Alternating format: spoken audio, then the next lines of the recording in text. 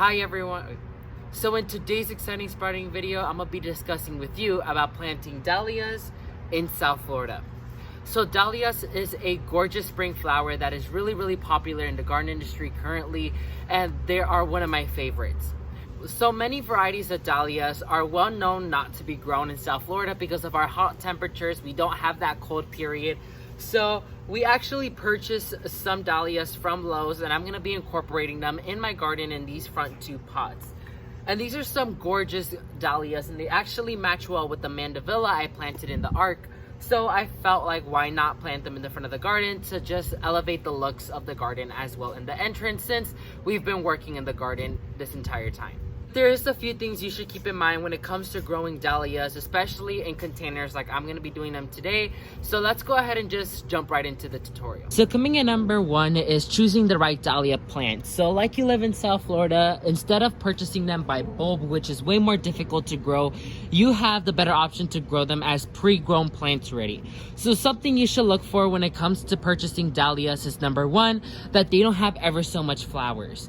So these actually were barely with any flowers. They just started to open up, and so you want to make sure your plant is covered in buds. You can have one or two flowers on the plant so you can see what's the final stage of a mature flower, but it's recommended to check the structure of the plant, make sure it has not that many flowers, make sure it's cure of pests and diseases, make sure it has upcoming buds so you have a showcase throughout the entire growing season, and make sure that they have been getting watered properly. So how you check that is by lifting up the pot, and if it's really light, that means it's not been watered properly. If you feel it's really heavy, then that means it just got recently watered. So those are the few points on how to choose your dahlia. 1, cure of pests and diseases. 2, not so many flowers, if not a lot of buds. 3, it's been watered properly. And 4, it has a really nice plant structure. Coming at number 2 is choosing the perfect container. So my containers are actually twice as big as the original container. So something you should look for is how deep it is.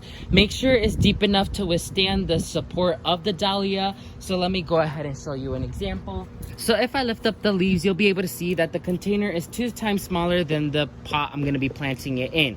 So it'll be able to withstand the heaviness of these flowers, and it'll be able to keep it nice and comfy for some time, all the way up until it dies back for the fall. So make sure you choose a pot that is twice as big as your original container that they're planted in, and it's deep enough to withstand the heaviness of these gorgeous flowers.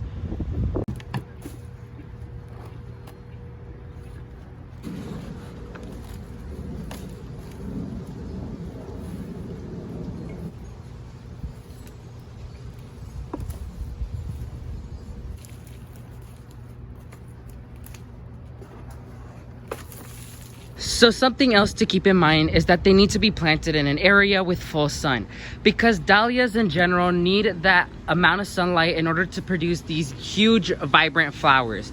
So make sure that they're receiving 5 to 6 plus hours of direct sunlight in order for you to expect the best performance ever. Next is that your pot has to have well drainage, and the growing medium cannot contain so much moisture, because like they're considered spring bulbs, their tubers does not like to sit in water. So make sure that their soil is well draining and let them dry out in between waterings in order for them to stay happy, because you don't want that smelling rot of your plant and you losing the plant as well. So make sure you do that to keep your plant happy. And finally is to go ahead and fertilize them. In order to get these huge, big, gorgeous flowers, you need to go ahead and fertilize them. So fertilize them in with the biostarter fertilizer, and then later on you could go ahead and apply some type of liquid fertilizer to feed them throughout their growing season. So that's gonna be it for this exciting sprouting video. May God bless you and your entire family, and never forget to grow big, ultimate gardeners. Bye guys.